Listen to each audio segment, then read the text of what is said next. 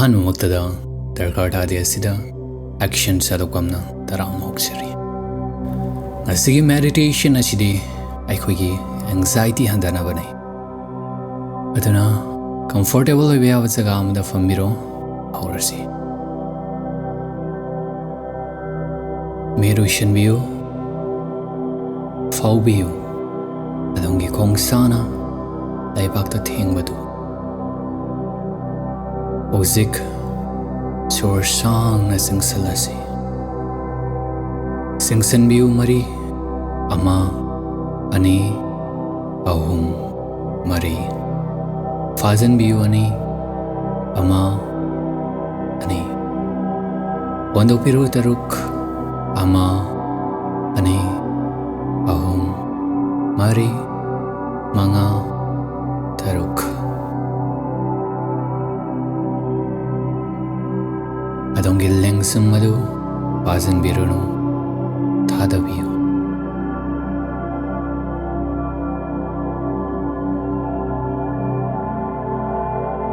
ꯑꯃꯨꯛꯇꯪꯒ ꯇꯧꯁꯤ꯫ ꯁꯣꯔ ꯁꯥꯡꯅ ꯆꯤꯡꯁꯤꯟꯕꯤꯌꯨ, ꯐꯥꯖꯤꯟꯕꯤꯌꯨ, ꯁꯣꯔ ꯁꯥꯡꯅ ꯍꯣꯟꯗꯣꯛꯄꯤꯔꯨ꯫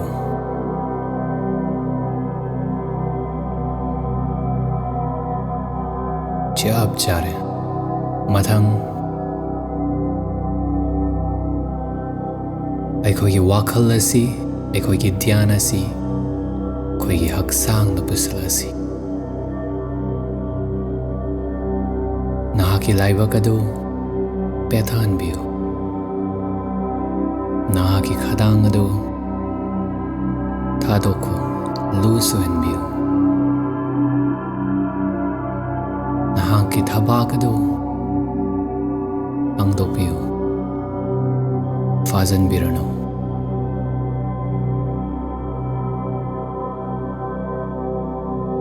ꯈꯪꯖꯤꯟꯕꯤꯌꯨ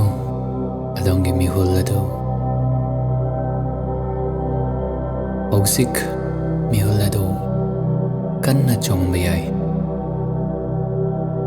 ꯑꯗꯨꯕꯨ ꯀꯔꯤꯁꯨ ꯀꯥꯏꯗꯦ꯫ ꯃꯈꯣꯜꯗꯨ ꯃꯨꯟꯅ ꯇꯥꯕꯤꯌꯨ꯫ ꯃꯊꯟꯇꯅ ꯃꯤꯍꯨꯜ ꯑꯗꯨ ꯇꯞꯊꯔꯛꯀꯅꯤ꯫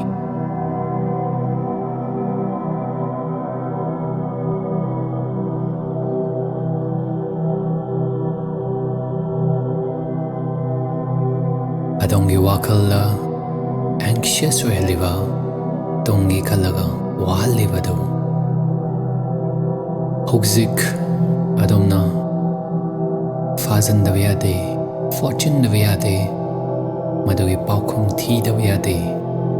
ꯍꯥꯏꯕꯗꯨ ꯊꯥꯗꯣꯛꯁꯤ꯫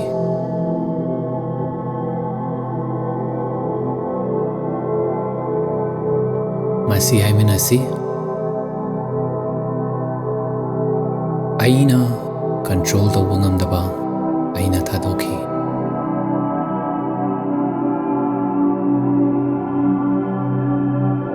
ꯑꯩꯒꯤ ꯈꯨꯠꯇ ꯂꯩꯇꯕ ꯑꯗꯨ ꯑꯩꯅ ꯊꯥꯗꯣꯛꯈꯤ꯫ ꯁꯣꯔ ꯁꯥꯟꯅꯕꯤꯌꯨ꯫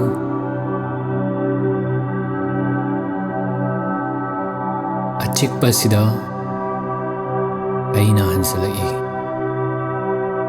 ꯍꯥꯏꯕꯤꯌꯨ꯫ ꯑꯆꯤꯛꯄꯁꯤꯗ ꯑꯩ ꯍꯟꯖꯤꯜꯂꯛꯏ꯫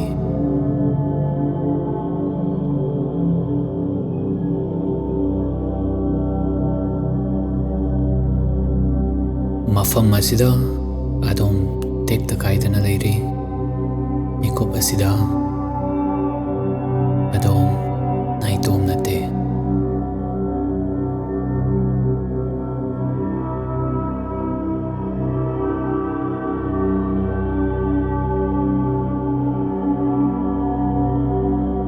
ꯁꯣꯔ ꯁꯥꯡꯅ ꯆꯤꯡꯁꯤꯟꯕꯤꯌꯨ, ꯐꯥꯖꯤꯟꯕꯤꯌꯨ, ꯁꯣꯔ ꯁꯥꯡꯅ ꯍꯣꯟꯗꯣꯛꯄꯤꯔꯨ꯫ ꯇꯞꯅ ꯑꯗꯣꯝꯒꯤ ꯙ꯭ꯌꯥꯟ ꯑꯗꯨ ꯄꯨꯁꯤꯜꯂꯛꯂꯣ꯫ ꯁꯣꯔꯗꯨꯗ ꯙ꯭ꯌꯥꯟ ꯇꯧꯕꯤꯌꯨ꯫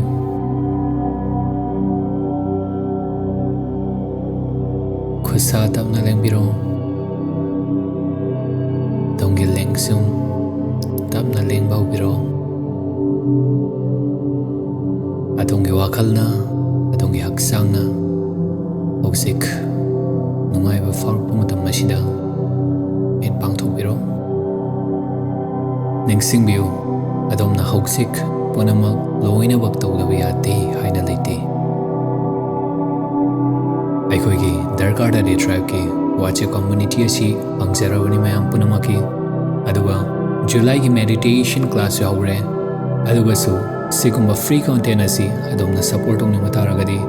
लिंक पुनमक असी डिस्क्रिप्शन अमसुंग कमेंट दा इजरमबनी